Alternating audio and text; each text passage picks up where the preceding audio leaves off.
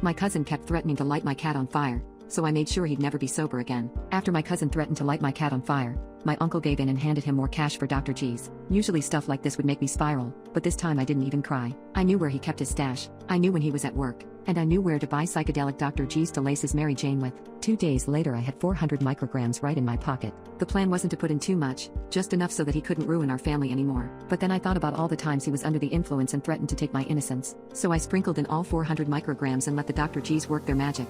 At around 11 p.m. I heard him retch into the toilet bowl, before going into his room and mumbling more nonsense than Kamala Harris in a live interview. I stayed up all night, listening to him go through what sounded like the 5 stages of grief, but I knew things had gotten really good when I saw him punch his mirror. The next morning, his pupils were still blown wide and his face was almost dripping in sweat. Almost 72 hours later, he came into my room and instead of trashing it, he apologized. I didn't even have time to respond, because he left straight after. Ever since then, I can hear him hyperventilating every night, and this one time he burst